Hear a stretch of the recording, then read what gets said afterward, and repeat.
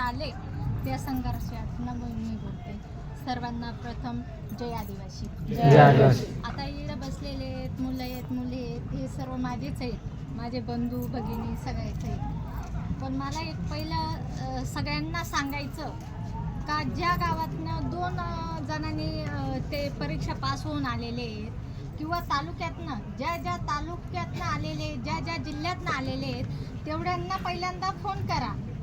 आणि तुम्ही तर याच म्हणावा, पण ज्यांनी परीक्षा देऊन जे फेल झालेले त्यांना काय वाटत असेल आज नाही पण उद्या भविष्यात, आजच्या पिढीला नाही, हे जर 17 संवर्धन वर्गाचे जर पदं भरले गेले नाही, सरकारने आपल्याला न्याय जर नाही दिला तर पुढची पिढी आपली काय करणार आहे आदिवासी समाज? हा महत्त्वाचा विषय. आता सकाळी पण सरपंचांनी पूर्ण बरेच सरपंच आले, बोलून गेले, ते नुसते मी येऊन पाठिंबा देणार आणि जाणार याला नाही. आज 6 दिवस झाले ते लेकरं आज उपाशी आहेत, त्यांच्या अन्नात पोटाचा कण नाही. हा सगळ्या समाजाला फायदा होणार आहे. त्या 5 जणांचा काही इडा आलेले तेवढ्यांचाच नाही, हा विषय सगळ्या समाजाचा आहे. तर प्रत्येकाने फोन करा, उद्याचा निर्णय काय येतो आणि 9 ऑगस्टचा किंवा कोर्टाची याचिका दाखल केलेली त्याचा निर्णय काय येतो. 15 ऑगस्ट आता 4-5 दिवसांनी तर 15 ऑगस्ट येतो, स्वतंत्र दिन आहे. आपल्यांना स्वतंत्र आहे का सांगा? हा म्हणजे नोकरीचाच विषय नाही तर गावातला तळागाळातला प्रत्येक गोष्टीचा जर आदिवासी समाजाचा जर विषय जर घ्यायचा असला तर आपण लढतो कशावरती? सरपंच काय बोलतो, मी सरपंच झालो, मला गावातल्या लोकांनी निवडून दिलं. तसं नाहीये, पेसा आहे म्हणून तो आज सरपंच आहे, सदस्य पण तेच आहे. कुठलाही विषय घेतला तरी पेसा आहे. आणि पेसा संवर्धन वर्गाचे जर 17 पद जर भरले तर तुम्ही परीक्षा देऊन हे नंबर घेऊन आलेले आहेत हेच नाही, जे नापास झालेले ते पण कामावरती घेतल्या जाईल. असा एकही बी पोरगा आपला आदिवासी समाजाचा का तो असा बेरोजगार फिरणार नाहीये. कारण 17 संवर्धन पद जर बघितले आपण आपल्या गावात बघा किती आहेत बाहेरचे प्रत्येक डिपार्टमेंटला, तर आपल्या आदिवासी समाजातला युवा असो युवती असो एकही बेरोजगार फिरणार नाहीये.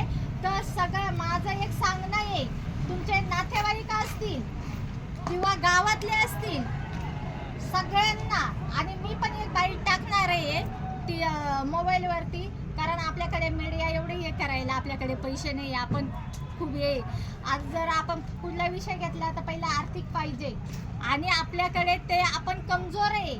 आपल्याकडे एवढंच आहे का समाजासाठी हे लेकरं आपले बसलेले आहेत आणि समाजातल्या प्रत्येक जिल्ह्यातल्या, प्रत्येक तालुक्यातल्या, प्रत्येक गावातल्या आणि प्रत्येक घरातल्या जर एकच जर महिला आली असती तर आज हा पूर्ण ग्राउंड भरून गेला असता.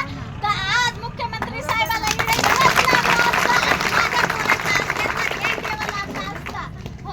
आज मला प्रत्येक ठिकाणी असं वाटतं का आदिवासी समाज फक्त 9 ऑगस्ट आल्यानंतरच फक्त युवा आणि युवती 9 ऑगस्ट आहे फक्त डीजेच्या पुढे नाचायला नका येऊ. तर आज या पोरांसाठी या आणि आज हे सगळे गावागावातनं तालुक्यातनं फक्त काय चाललेलं आहे 9 ऑगस्ट जागतिक आदिवासी दिवस. मी पण आदिवासी समाजाचा आहे.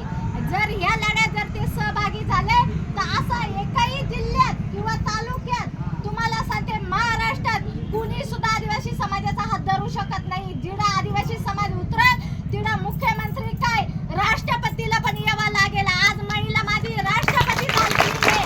मला आज कुठेतरी हे वाटतं का माझ्या समाजाच्या या महिला आहेत, पोरं आहेत आणि माझ्या समाजाची राष्ट्रपती असताना जर 5-5 दिवस आणि 6-6 दिवस जर ह्या पोरांना जर एवढे त्यांचे अंत बघू राहिलेत, तो मुख्यमंत्री साहेब असो कुठलाही सरकार असो, मला कोणा बोलायचं नाही कुठल्या पक्षाचा असो, पण समाज म्हणून सगळे या आणि सगळे आव्हान करते मी.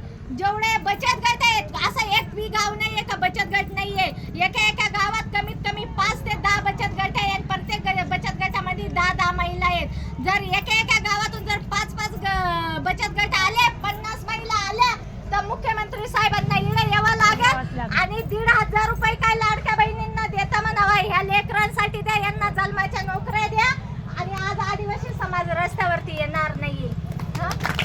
एवढंच बोलते आणि माझे 2 शब्द संपवते. परत एकदा सगळ्यांना जय आदिवासी. माझं काही चुकलं असेल एकदम भारी बोलले तुम्ही.